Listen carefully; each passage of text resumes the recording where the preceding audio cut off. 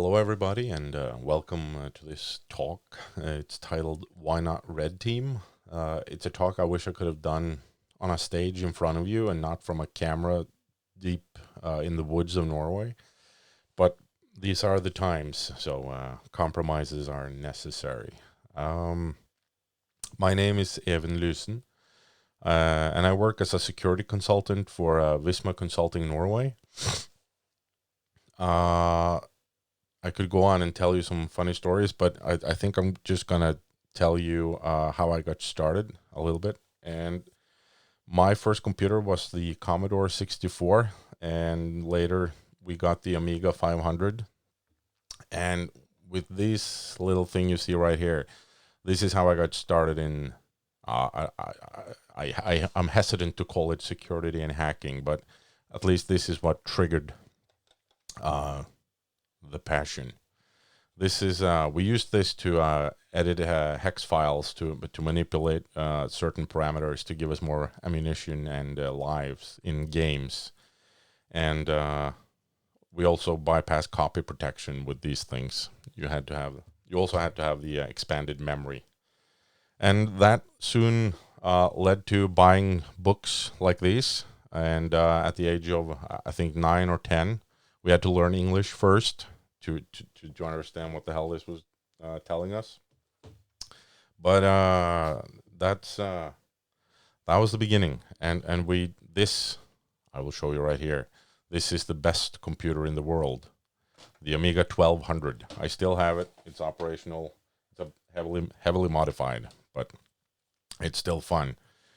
But that's how I learned basically to program, and after a while I went on to study game programming, and I've been working in security for the most part. I only studied game programming because that was the only class that taught low-level programming. So I'm basically here to talk to you about red teaming, or more precisely, I'm here to plead to you to include a few specific exercises the next time you order a penetration test or a security test of any kind.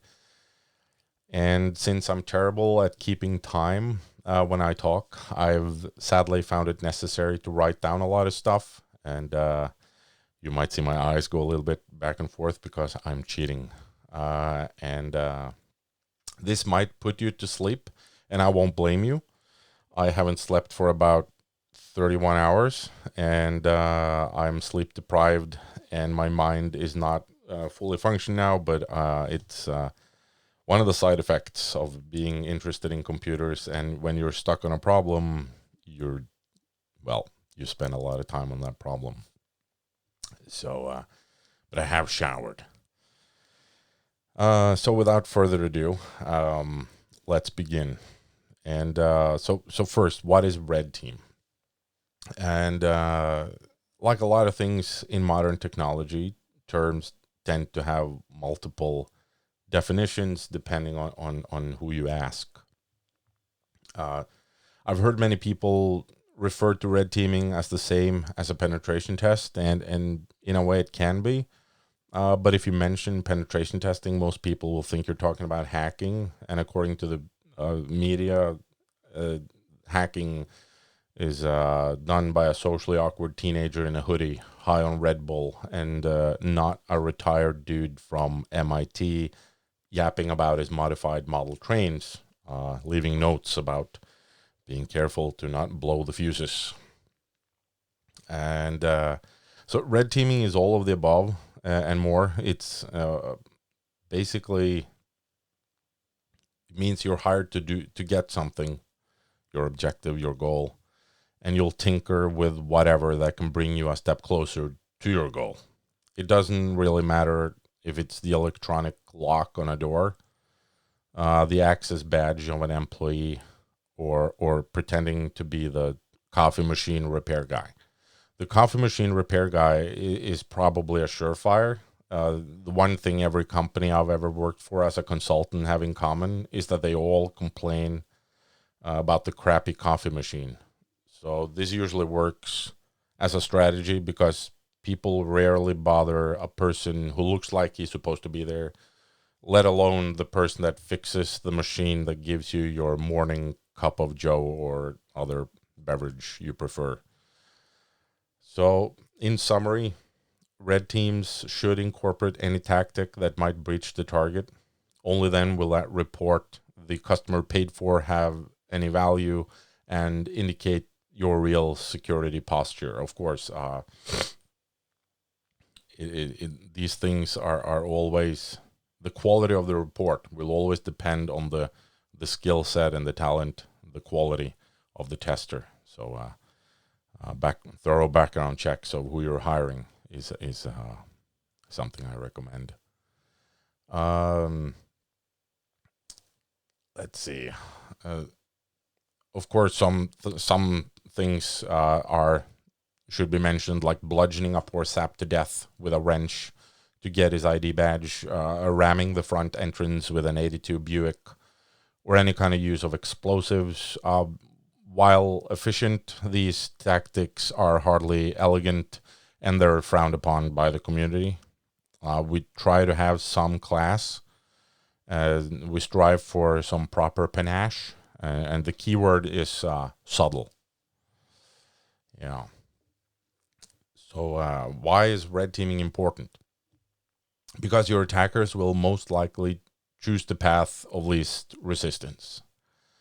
There are many intellectuals and politicians and writers who love to claim this will lead to crooked men, never achieve victory, guaranteed failure in life, etc., etc., etc. In reality, when attacking information systems or companies, it usually means you get what you want for cheap. Put yourself in their shoes.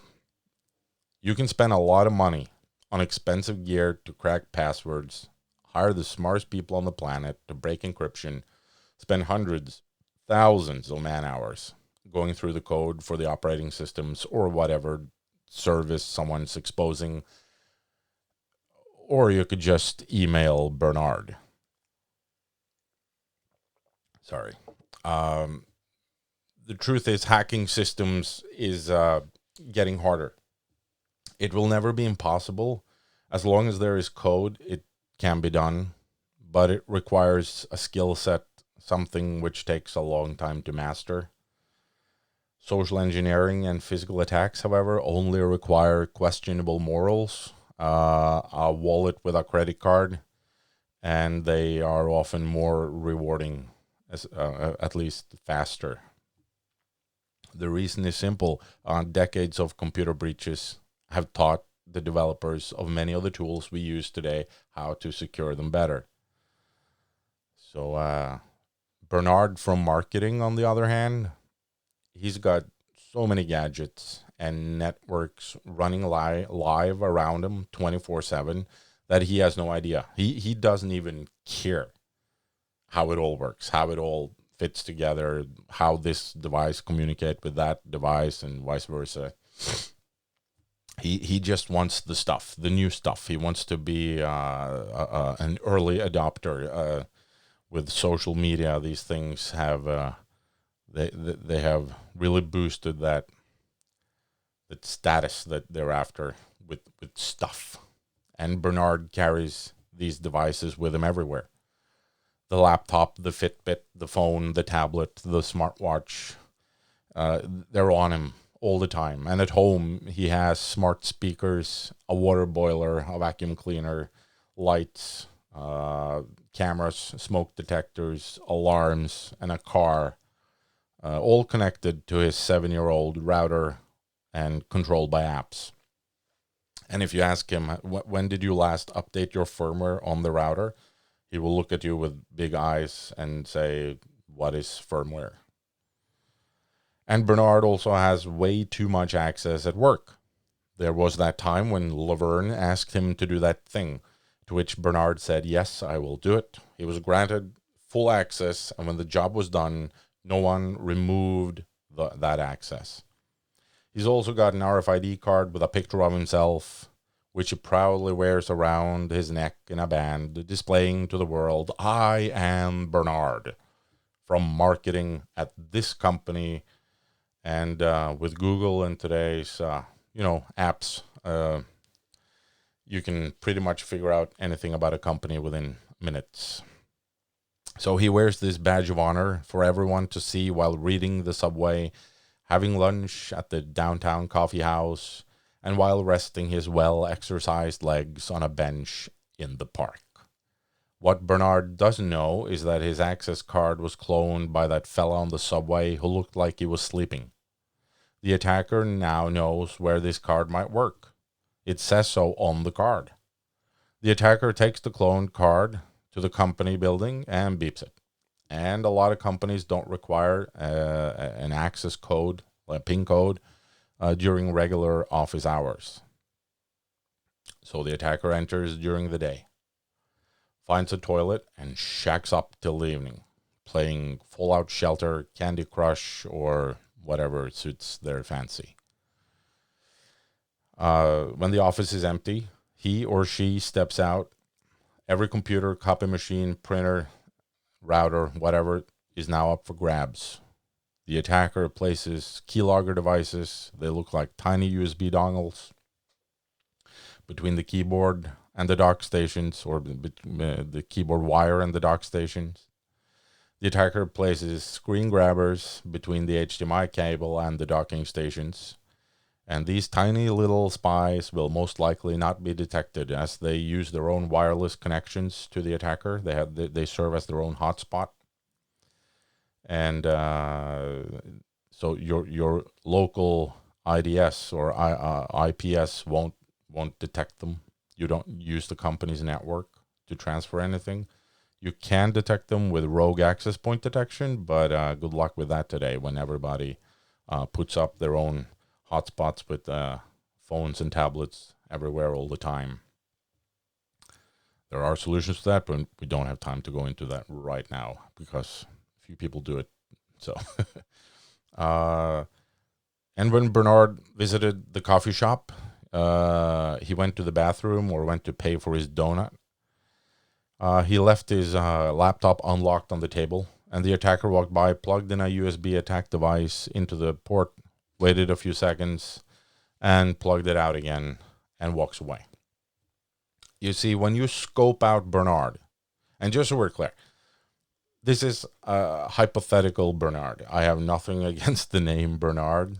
I use it simply because it's the protagonist in one of my favorite video games of all time, Day of the Tentacle. So big thank you to Tim Schafer and his whole crew.